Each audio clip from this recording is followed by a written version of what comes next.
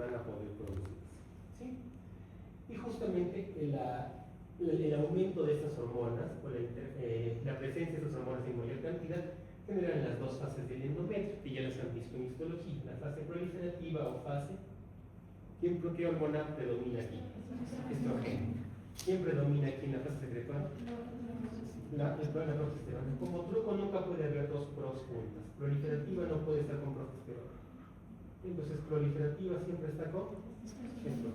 Entonces secretora tiene que ir con progesterona. Nunca pueden haber dos pros juntas. ¿Ya? Como ligera nemotecnia. Entonces, vamos a este cuadrito de aquí, que realmente es bien importante. Y al menos en mi examen de histología me pidió dibujar este cuadrito la doctora.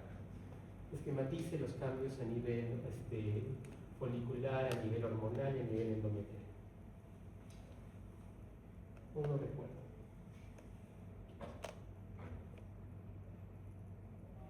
Entonces, y la verdad sí es importante porque es un cuadro bastante, nos dice claramente qué va ocurriendo en todos los pasos. Entonces, ¿qué va ocurriendo aquí? Tenemos el ciclo ovárico, qué va ocurriendo en el ovario, cómo van a ir las dos hormonas que va a ocurrir en la hipófisis, la FSH y la LH, cómo van a estar las hormonas en los ovarios, cómo va a estar el endometrio y cómo va a estar la temperatura. Vamos al final con la temperatura. Vamos primero con las hormonas que ha producido la hipófisis. La hipófisis normalmente va a producir siempre una cantidad de FSH, siempre va a ir produciendo FSH. Pero entre esta primera fase, la FSH tiene un pico un poquito mayor, aumenta, una cantidad un poquito mayor. En esta primera fase, en esta primera mitad del ciclo ovárico, cuando tenemos mayor cantidad de FSH, ¿qué va ocurriendo con el folículo ovárico? Va creciendo, se va convirtiendo de primordial a primario, a secundario, a finalmente folículo maduro o de grado. Es decir, el aumento de la hormona estimula el crecimiento del folículo ovario. ¿No? Cosa bastante obvia, el folículo estimulante me estimula el crecimiento del folículo ovario. Entonces es bastante razonable y lógico. Me dijeron algo muy cierto, que el estrógeno se produce en la teca interna, ¿verdad? En la teca del folículo ovario. Entonces, si yo tengo el folículo más grande, ¿tengo más teca o menos teca? Más teca. Entonces, debo de ver más estrógeno, ¿aquí o aquí? En el folículo maduro. Entonces, ven el estrógeno, tengo menos folículo más chiquito, va creciendo mi folículo, ¿cómo va el estrógeno? Se va haciendo mal, tengo mayor cantidad de estrógeno, ¿cierto? Hasta allí vamos bien, todo es, lo bonito de la endocrinología es que todo es muy lógico, todo es bastante lógico. Entonces, aumenta la teca, aumenta el estrógeno, ¿cierto? Y entonces, el endometrio con el estrógeno ha pasado la menstruación, se ha caído el endometrio y el endometrio empieza a crecer, a aumentar de tamaño. No es una cantidad moderada, pero empieza a aumentar, empieza a proliferar. Empieza el endometrio proliferativo. En el endometrio proliferativo vamos a ver que las glándulas son todavía redondeadas, rectas, las arterias no son tortuosas, son vasos relativamente rectos, ¿no? Como lo vemos aquí. Entonces, esa es la primera parte que tenemos. Luego viene la hormona de la LH. La hormona de la LH, quiero que vean que siempre está plana y solo tiene un pico, que es justamente preovulatorio. ¿Sí? El pico de la LH es preovulatorio. Antes de la ovulación ocurre el pico de la LH. Entonces, ocurre el pico de la LH y internamente ocurre la ovulación. ¿Qué es la ovulación? La salida del ovocito del interior del folículo maduro o folículo de grado. Se ha roto el ovocito y el folículo ovárico y ha dejado salir al ovocito. ¿Sí? Se rompió y salió. Una vez que se ha roto, que se ha salido, ¿qué va a ocurrir con el resto de células que ha quedado formando un folículo? Exactamente, se luteinizan por acción del cuerpo lúteo. Y por acción de la hormona luteinizante y forman un cuerpo lúteo o cuerpo amarillo. ¿Y el cuerpo amarillo qué producía? Progesterona. Entonces en la progesterona aquí no tenía cuerpo lúteo. Aquí el cuerpo aparece la LH, aparece el cuerpo lúteo y la progesterona. Entonces la progesterona está mucho más alta. Si no hay embarazo, el cuerpo lúteo empieza, el cuerpo tiene un tiempo de vida promedio de unos 1000 días más o menos. Entonces empieza a regenerar, y la progesterona empieza a caer. ¿Sí? Empieza a disminuir. Cuando el cuerpo líquido desaparece, ¿qué ocurre en el cuerpo líquido? Se vuelve el cuerpo albicans, el cuerpo blanco. El cuerpo albicans es básicamente una cicatriz de un folículo maduro, un folículo de la flor.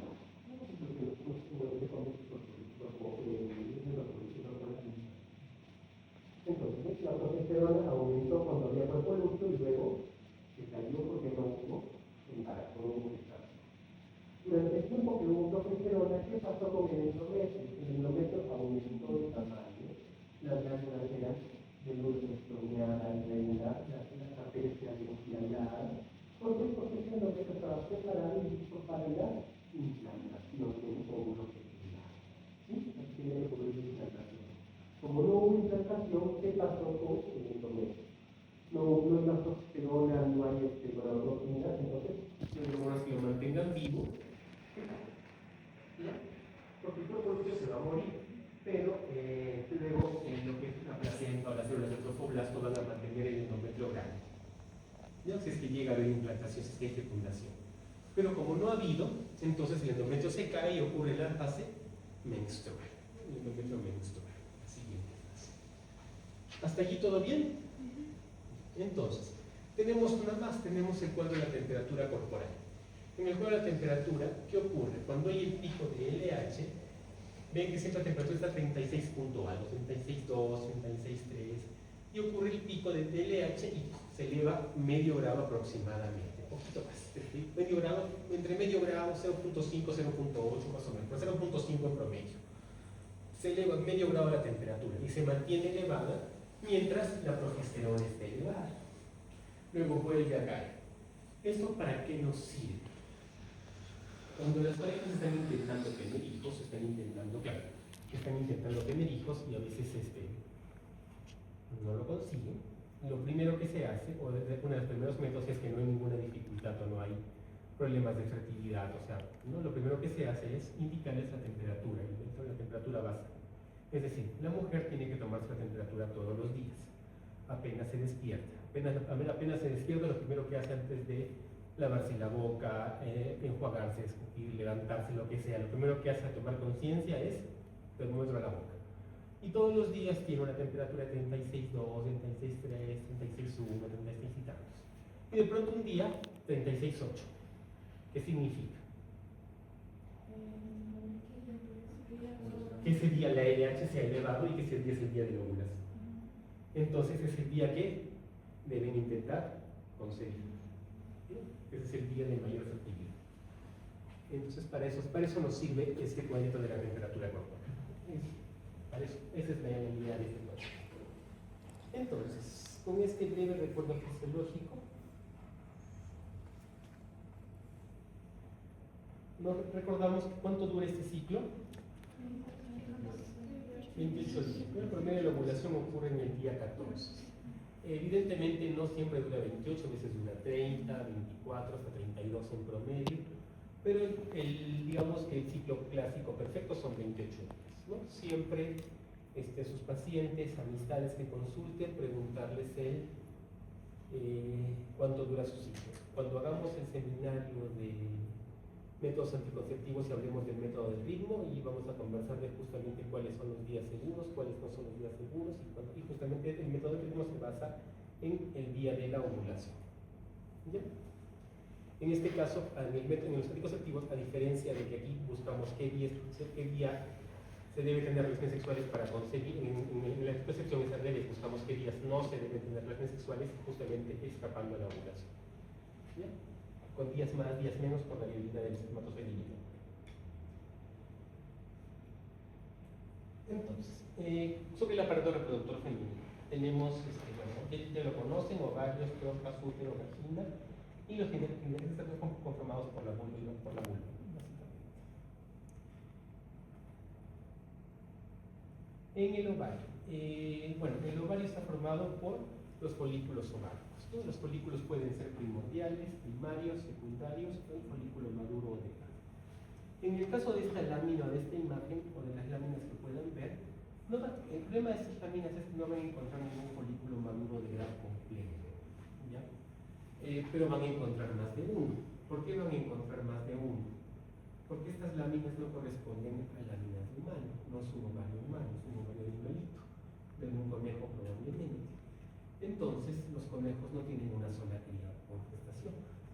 Entonces, habrá más de un folículo a la vez. ¿Ya? Por eso hay más de un folículo, van a encontrar más de un folículo grandote. ¿Ya? Pero es por la especie del que se ha obtenido la muestra. Antes de ir a los folículos, bueno, recordemos que en el caso de la mujer, ya se viene con una cantidad de folículos predeterminados al momento del nacimiento, ¿no? Esos folículos finalmente cuando se agotan ya es cuando llega la menopausia, es la reserva ovárica. Cuando se acaba ocurre la menopausia.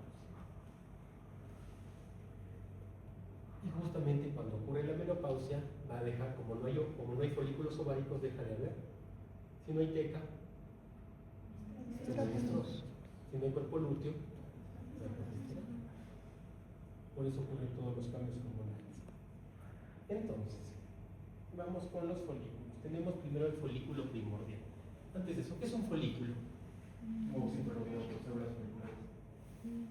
En general, ¿qué es un folículo? Una cavidad tapizada por epitelio. Una cavidad tapizada por epitelio. Porque recuerden, en tiroides hay folículos tiroideos, que eran una cavidad llena de coloide tapizada por epitelio púbico.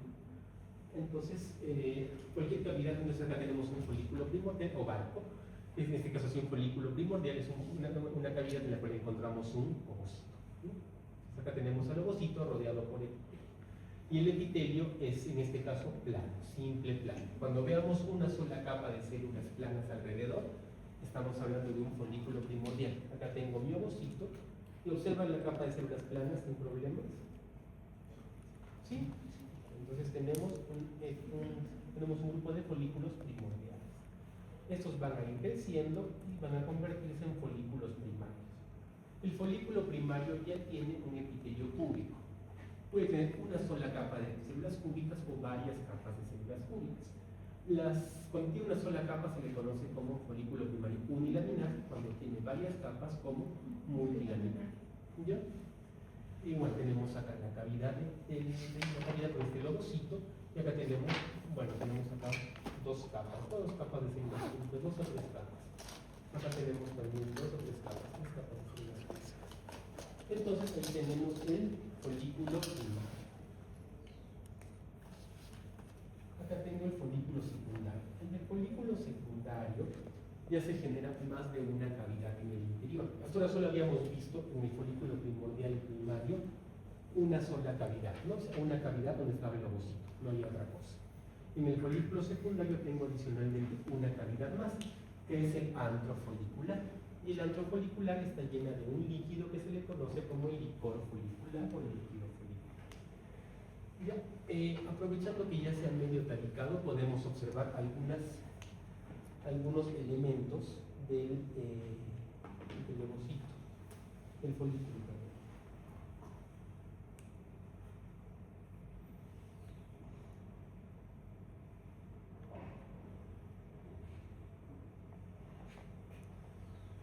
Entonces, ¿qué tenemos aquí? Primero que nada, tenemos aquí el ovocito bien bonito. Y aquí alrededor ven justamente esta zona, esta membrana bien rosadita. ¿Sí?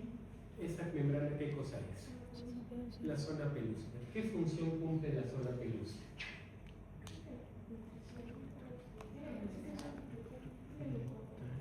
Ya, pero es más protección que protección. ¿Pero de qué la protege? Sin miedo, si no es, no pasa nada. El momento de equivocarse es este, en el examen ya no.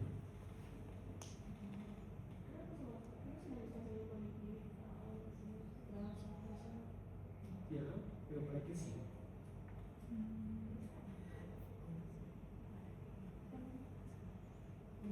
¿Vas por ahí?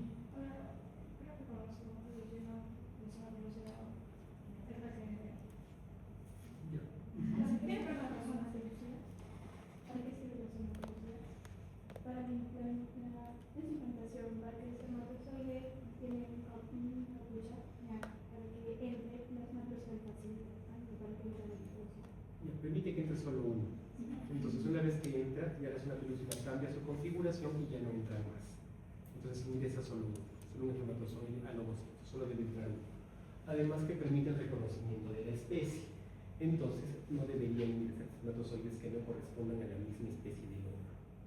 Vamos a entender esto como inseminación o experimentación. ¿Ya?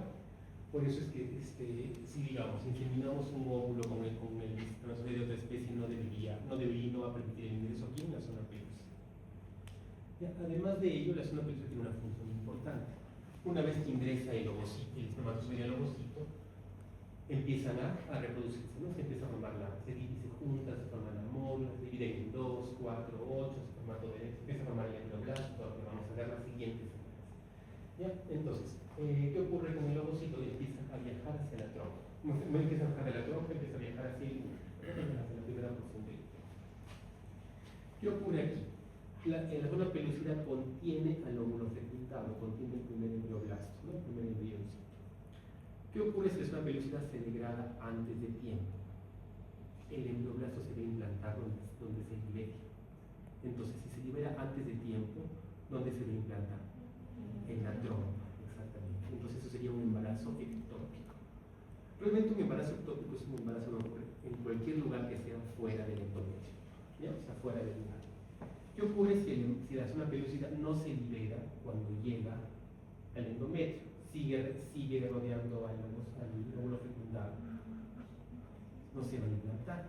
Entonces va a haber una pérdida, o lo que puede ocurrir es que se implante muy abajo, que se implante por ejemplo en el cuello uterino, un embarazo ectópico cervical, que eso normalmente es indicación de histerectomía, ¿no? Que sacan el útero, por lo menos el cuello uterino, ¿no? Hay que eliminar. Entonces, si no se desintegra en su momento, se desintegra antes de tiempo, embarazo ectópico tubárico. Se desintegra después de tiempo, no se desintegra, simplemente no hay implantación y se cae, se elimina el producto, o se implanta muy abajo, o se implanta en el cuello uterino, por ejemplo. Entonces, también tiene que ver con la implantación del útero. Entonces, yo tengo aquí la zona pelúcida. Este pequeño como pedículo que une al ovocito al resto del ovario, esto de aquí va a ser el cúmulo óseo. ¿Ya? Las células que rodean al ovocito van a ser la corona radiada,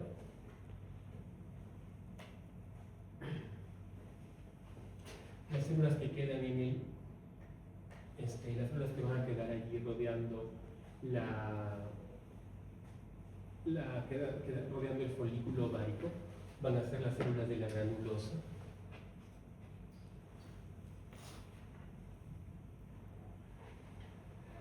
Es importante porque luego hay tumores ováricos de la granulosa, derivados de las tumores de la granulosa. Cuando lleven patología van a ver de los tumores ováricos, tumores de la granulosa. Y luego por el exterior viene la teca, que tenemos dividida en dos, ¿no? La teca interna y la teca externa. Cuando vean en la lámina van a ver que la división es bien clarita, ¿no? O sea, la zona de división es bien clara, alguna zona más clara que la otra. Entonces van a poder diferenciar sin ningún problema la teca interna de la teca externa. ¿Ya? Van a ver la distribución, el tipo de célula y la coloración de la célula diferente entre la teca interna y la teca externa. Entonces tenemos aquí el ovocito, la zona pelúcida, el cúmulo óseo, la corona radiada, las células de la granulosa, la teca interna y la teca externa. ¿Sí? ¿Todo bien con esto? ¿Sí? ¿Todo bien? ¿Cuál sería el ovígero? O sea, tiene otro nombre, me parece que es la corona radiada, pero estaría bien. En tal caso la corona radiada, sería esta de acá. Sí, es otro nombre. ¿Cómo te lo pones? Había uno que se me olvida. No es que esto, la corona radiada es como que ya se podría como el otro Uno por los estudiantes. Por supuesto, todavía no se ve muy bien, pero es el que va a terminar sosteniendo, dándole conexión o conectividad al ovocito con el resto de la parte.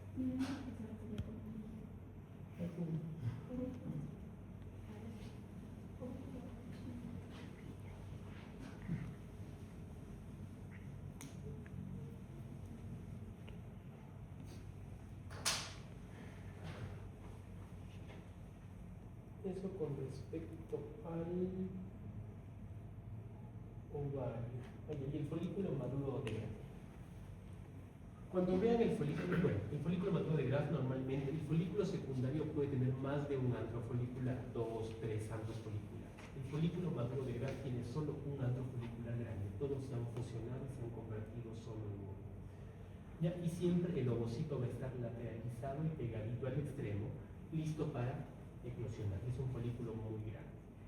Una cosa importante, cuando ustedes vean en las láminas, van a ver una estructura que normalmente está toda grande y no van a ver al ovocito.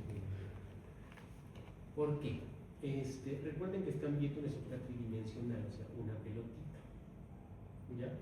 Entonces, dentro en el interior de la pelotita estaba el ovocito. Cuando ocurrió el corte puede no pasar por el interior de la pelota. O sea, ha pasado por el interior, pero no ha llegado a cortar la pelota que esté en el interior. Entonces, muchos de los cortes no llegan a ver el ovocito que esté en el interior. ¿Ya? O se ha perdido, se ha desprendido, o se ha corrido. ¿Ya? Por lo delicada de la estructura. Porque no he visto uno así de. Ayer no he visto uno así de bonito. En este momento, ayer no he visto uno así de bonito. Bueno, el folículo maduro también hay que reconocer el cúmulo óforo, la zona pelúcida, la corona radiada, las células de la granulosa que estarían aquí, la teca interna y la teca externa, ¿no? Al igual que en todos los secundarios. Bueno, ¿no? Interna, teca externa y eso. Sobre la trompa uterina, en la trompa uterina, en la guía, bueno, recordemos que la trompa uterina, al igual que muchos órganos, tiene mucosa muscular y serosa. ¿Ya? Como igual que recuerdan intestinos, por ejemplo, tienen mucosa muscular y serosa. La mucosa, ¿por qué está conformada en todos estos órganos?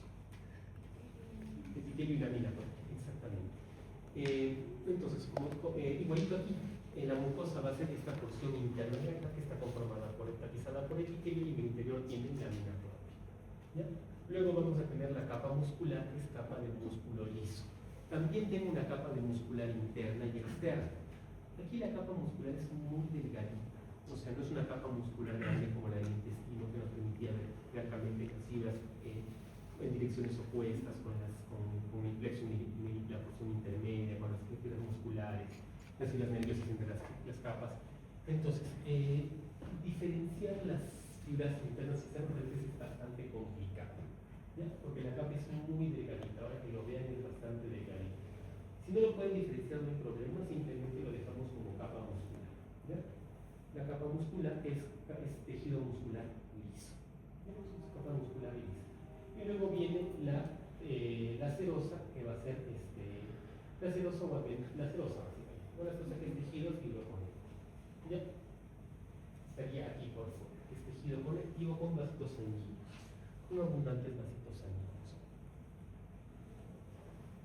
En el caso del epitelio, en el epitelio vamos a tener tres tipos de células. Vamos a tener las células cilíndricas, que son las principales células del epitelio de la trompa uterina, que son las células cilíndricas ciliadas. Vemos a mayor aumento el epitelio que está aquí. Lo vemos aquí, vamos a ver sobre todo células cilíndricas y aquí vamos a ver ligeramente las vellosidades o los cilios. ¿Ya? Pero por allí, cada cierto tiempo, vamos a ver una célula como esta. Una célula, miren esta de acá, redondita y con el citoplasma bien claro. Esa es una célula secretora. Esa es una célula secretora, igual esta de por acá. Es una célula secretora. Y después, abajo, siempre hacia la porción inferior y debajo de alguna otra célula, voy a ver una célula también redonda, citoplasma claro, pero más pequeñita y que siempre está debajo de otra célula. Esa es una célula indiferenciada. ¿Ya?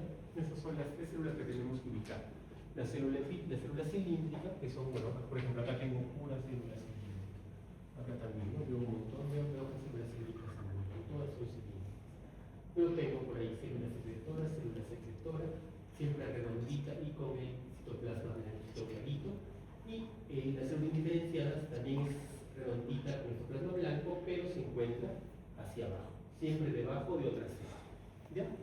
Esa célula indiferenciada se ve como una célula de reserva. ¿Ya? Una célula indiferenciada. Entonces, por ejemplo, esta de acá, ¿qué sería? Diferenciada. Indiferenciada, exactamente.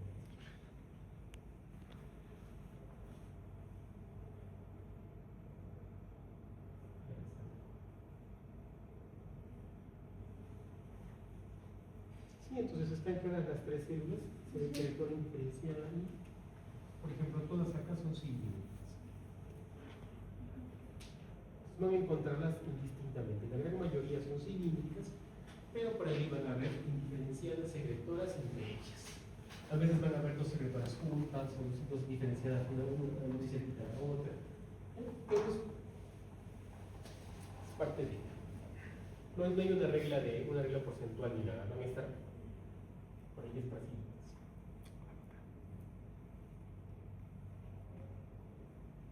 ¿Sí?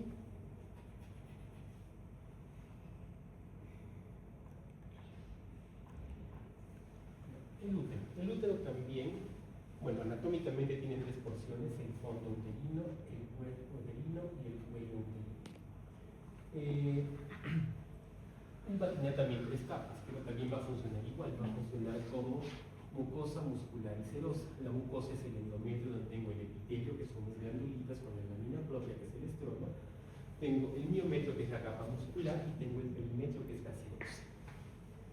Cuando yo hago un corte aquí, lo que voy a ver es justamente eso: el endometrio, el miometrio y por aquí un poquito el perimetrio.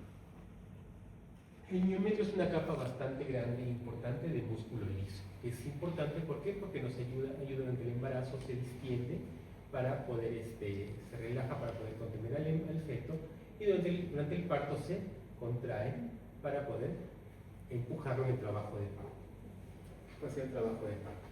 El endometrio es la capa en la cual, es la capa que hemos visto hace un ratito, la que conversamos, que cada 28 días se regenera. ¿Qué ocurre con esta capa? Durante la fase estrogénica o proliferativa empieza a crecer.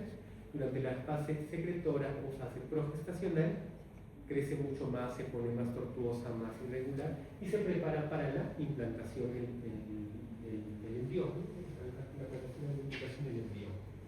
Entonces, en el endometrio tenemos dos capas: una capa funcional y una capa basal. La capa funcional es la capa que se cae cada mes, es la capa que cada mes se regenera y se cae, se regenera y se cae con la menstruación. La capa basal es una capa muy pequeña y delgadita en la parte inferior, que no cambia cada mes, sino que de aquí obtengo las células para regenerar la capa funcional. Es decir, es mi reserva de células. ¿Ya? Con lo que tengo aquí yo regenero lo que tengo acá arriba. La de acá arriba se cae cada mes, la de acá abajo nunca se cae. Incluso cuando llega la menopausia, ¿qué ocurre en la menopausia? Que ya no hay estrógeno, no hay progesterona, ¿cierto? Entonces, ¿voy a tener capa funcional? ¿Va a haber capa basal? Sí va a haber, pero no va a crecer. ¿Ya? Porque a veces por allí hay hiperplasias endometriales, hay mujeres posmenopáusicas que tienen hiperplasia endometrial porque hay estímulo hormonal. ¿Por qué? Porque tienen capa basal. ¿Ya? O simplemente vemos solo la capa basal en una mujer posmenopáusica, ¿no? Cuando se retira el útero por algún, no sé, por alguna tumoración benigna, por ejemplo, un mioma, vemos en el endometrio capa basal. Entonces, pero es normal, es parte de, existe ahí. Entonces, durante el embarazo, aquí en esta capa, en la capa funcional, es donde el embrioncito llega y se implanta. Y aquí justamente también se forma la placenta. Cuando vemos placenta vamos a ver que aquí también donde se va a implantar. ¿Ya? ¿Qué ocurre cuando durante el embarazo, durante el parto, se quedan restos placentarios? Se quedan atrapados aquí, aquí hay vasitos sanguíneos. Entonces, ¿qué pasa con la paciente? Empieza a sangrar. ¿O qué ocurre cuando hay un aborto? Igual, se quedan restos y empiezan a sangrar. ¿Qué hay que hacer en ese caso? Hay que hacer un legrado. ¿Qué es un legrado? Un proceso con una legra que es como una cuchara, entre comillas, una cuchara grandota. Y lo que se hace es retirar el endometrio. ¿Ya? Cuando yo retiro el endometrio, ¿por qué? Porque se retiro también los restos, ¿ya? Que están pegados a los restos sanguíneos. ¿Qué capa voy a retirar? Voy a retirar todo, solo la capa funcional. ¿Ya? cuando ustedes lleguen a obstetricia, les van a explicar cómo se hace el legrado, o sea, cuáles son los signos para hacer el legrado, o sea, cuál es el procedimiento, cuál es el signo de cuándo detenerse. Y cuando hagan el internado, ustedes tienen que aprender a hacer un legrado y practicar cómo hacer un legrado. Porque cuando hagan el serum, ustedes saben dónde van a acabar, ¿no? Puede que acaben en algún rincón olvidado por Dios y diablo, sobre todo por el Estado, y están a 8 horas en ambulancia del hospital más cercano con un ginecólogo. Entonces, su paciente no va a sobrevivir 8 horas sangrando. Y muerte materna es auditoría para ustedes. ¿Por qué? Porque la muerte materna es indicador país. ¿No han visto indicadores países? O sea, tasa de analfabetismo, tasa de nutrición, muerte materna también es un indicador país. Dice que tan mal estamos como país. Entonces al país no le gusta que la gente que se sepa que estamos mal. Entonces la muerte materna es un indicador país. Y cada vez que hay muerte materna hay auditoría. Se van a ganar un problema bastante grande. Entonces, si hay una paciente con un sangrado activo ginecológico, no les va a aguantar 6 8 horas en carretera. Van a tener que hacer el legrado, sabe Dios dónde esté. Entonces, mejor aprender a hacerlo. Bueno, yo cuando hice serum, yo lo hice en y tenía que quitar a 15 minutos de mi centro de salud. Pero eso fue lo que me pasó a mí. O sea, yo aprendí a hacer el legrado en el honor, pero es mejor que te sobre el conocimiento que te falte, mejor que sepas hacerlo por si lo necesitas, no tengas que hacerlo, que cuando te toque hacerlo no sepas cómo hacerlo. Entonces mejor cuando llegue el momento practica. Hay signos que siempre hablan de grito uterino, que yo no lo sentí, que supuestamente hay un ruidito que se llama grito uterino, que bueno, no lo escuchas. Pero la textura de cuando empiezas a raspar cambia, cuando ya te estás acercando a la capa basal. Entonces es momento de cambiar, ¿no? De dejar de raspar eso. Entonces, eso practico. Cuando hagan obstetricia, aprendan a hacer un legrado, porque sí les puede servir en algún, les puede salvar la carrera o les puede quitar problemas en algún momento de la vida. Y sobre todo pueden evitarse problemas serios alguna vez en la vida con eso. ¿Ya? Entonces, siempre, cuando en los legrados solo se tiene que llevar la capa funcional. Porque si llevan la capa basal, ¿qué va a pasar? Sí, infértil. Ya no va a poder. Es claro, ya van a dejar sin posibilidad reproductiva esa mujer. ¿Ya? Además de ello, ¿y qué pasa si ustedes, además de llevarse la capa funcional, siguen raspe, van a llegar al miometrio? Le van a causar una perforación útil a esa paciente y se va a morir. Le va a seguir sangrando. Entonces hay que saber bien cuándo detenerse. ¿No? Entonces solamente en la capa funcional. O sea, si lo aprenden a hacer bien, no van a tener mayores inconvenientes ni problemas. O sea, les van a enseñar cómo, no se asusten. ¿Ya? Pero tengan cuidado. Eso primero. Entonces, vamos aquí a la fase proliferativa y la fase secretora. Esto no lo han visto en histología, estoy convencido. Tenemos un bello cuadrito de 10 diferencias, así que vamos a hacer las 10 diferencias. ¿O quieren hacerlo ustedes? No.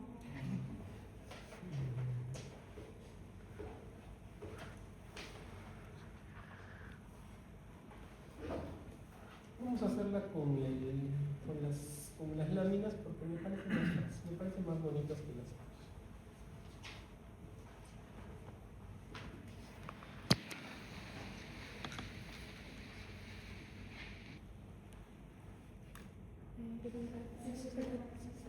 ¿Qué forma tienen las claves?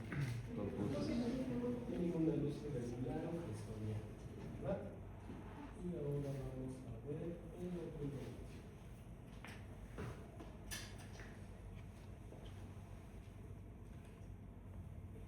Este es el endometrio proliferativo o estrógeno. ¿Qué forma tienen las claves? Regulares, ¿no? Redondeadas, regulares, angulares, bien bonitas. Primera diferencia. Entonces,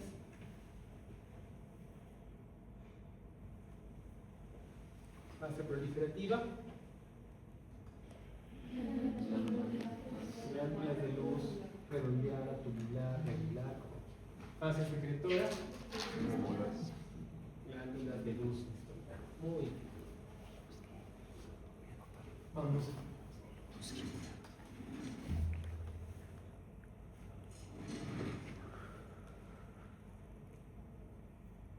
El epitelio, ¿cómo es? Cilíndrico. Cilíndrico. Sí.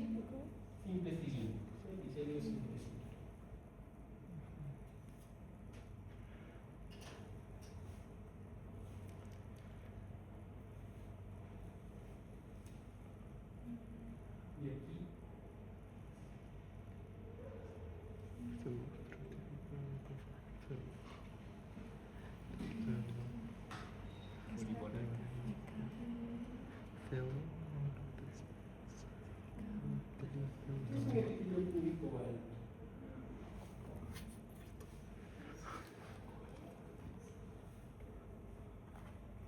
¿Ya?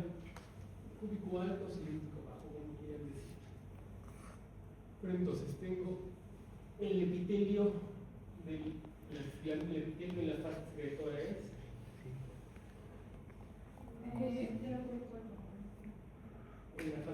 en la fase proliferativa.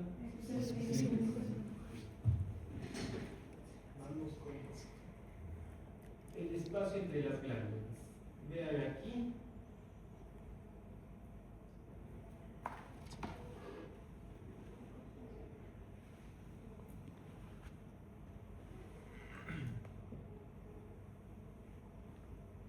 Vean el espacio que hay entre glándula y glándula. Y ahora vean el espacio que hay entre glándula y glándula.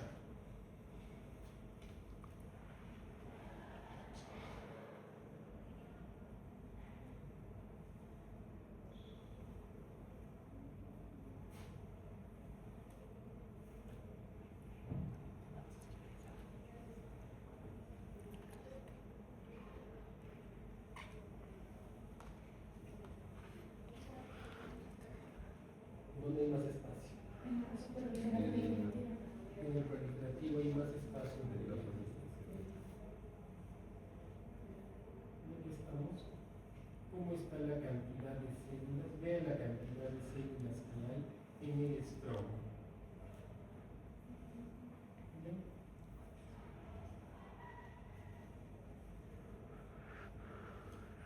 Y vamos a ver la cantidad de células que hay en el estroma de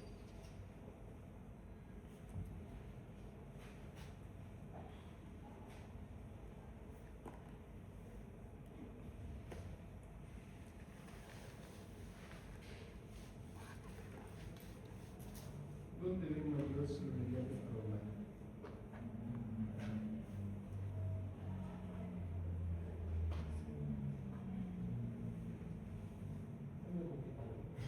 Sí.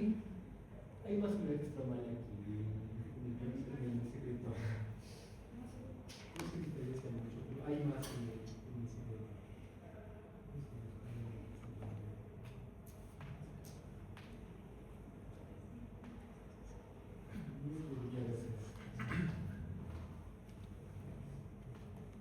Es un poco más laxo.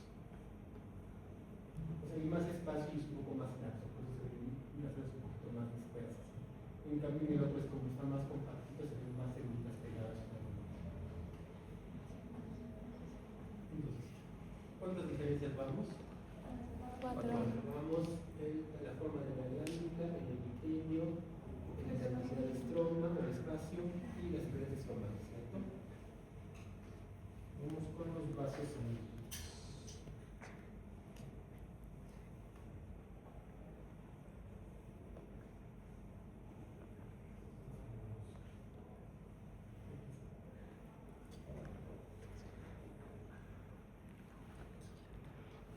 Quiero que vean, me digan si ven mucho vaso sanguíneo por acá.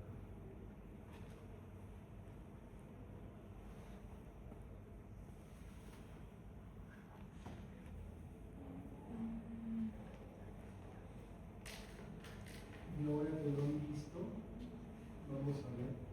Quiero que vean el grosor de la pared del vaso sanguíneo. ¿Están viendo los dos vasos que están ahí? ¿Sí? Vamos a compararlo con el otro.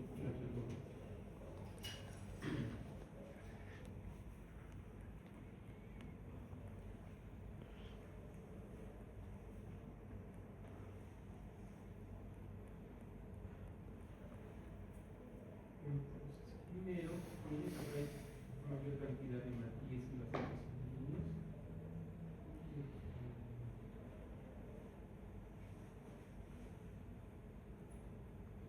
Vean el grosor de la pared de este vaso sanguíneo, de este polígono.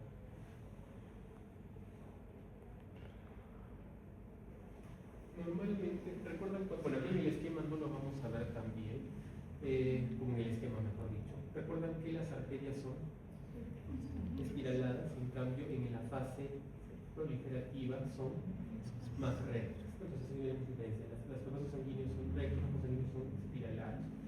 La pared del vaso sanguíneo, en el otro lado, en el epitelio proliferativa, era una pared delgada, son vasos de pared delgada. En cambio, aquí son vasos de la pared del vaso sanguíneo es más gruesa. Por ejemplo, vean esta pared. Es más gruesa que la anterior.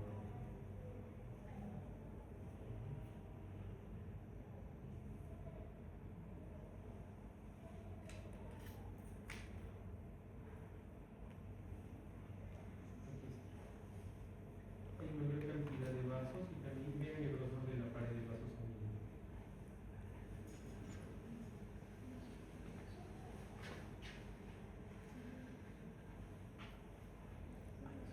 Son más gruesitos. Los vasos sanguíneos son más tortuosos y más gruesos.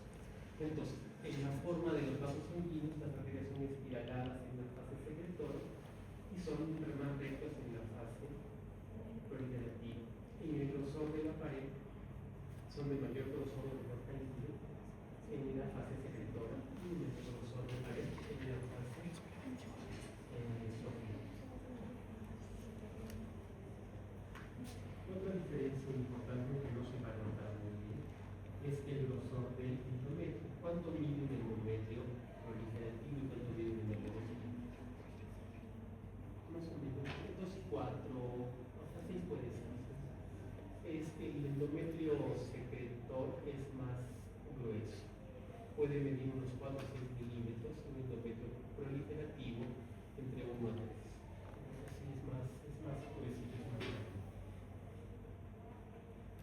Aprovechando que estamos con esta laminita, quiero que vean ahí. Ahí. Muy bien. Ven el endometrio, ¿verdad? Ven la capa de endometrio, ven aquí la capa de endometrio y ven aquí, bueno, el perímetro no se llega a la endometrio. Por aquí hay un poquito de perímetro, pero no se ve mucho perímetro. Esto es endometrio y miometrio. Entre el endometrio y miometrio ven aquí las glandulitas bien tortuosas y irregulares, ¿cierto? Pero por ejemplo, aquí observan estas glandulitas de acá.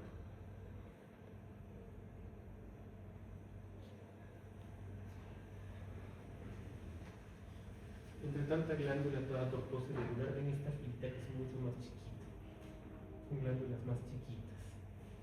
Esas son partes de la capa basal, del endometrio. Recuerden que tiene una capa basal y una capa funcional. Esas son las que nunca se cambian, nunca se caen. Y esas son las que cada mes se caen o se regeneran. ¿Ya? Porque este es un corte completo del endometrio. En cambio, en el otro endometrio, van a ver, quiero que le den una mirada. Esto de aquí es producto del migrado. ¿Ya? Por eso está a pedacitos. Es lo que normalmente encontramos en muestras. ¿Ya? Es producto de un migrado, por eso está a pedacitos. Si yo tengo un migrado, ¿qué capa voy a tener? Funcional. ¿Ya? Entonces, en las muestras de endometrio que tenemos el endometrio proliferativo solo son muestras de migrado. Su guía les dice que pongan capa basal, capa funcional. ¿Van a encontrar capa basal? ¿Me van a preguntar dónde está la capa basal después en un cartón de láminas? No, ¿verdad? ¿Por qué? Porque se supone que es un legrado bien hecho, no debería haber capa funcional, capa basal, ¿verdad?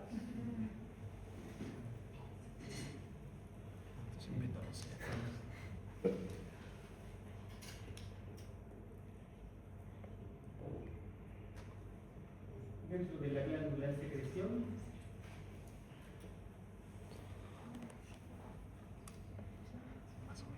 ¿qué endometrio es? Secretor. Dentro de la glándula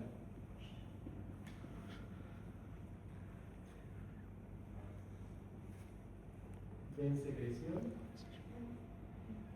y tienen otra diferencia: presencia de secreción o no presenta secreción.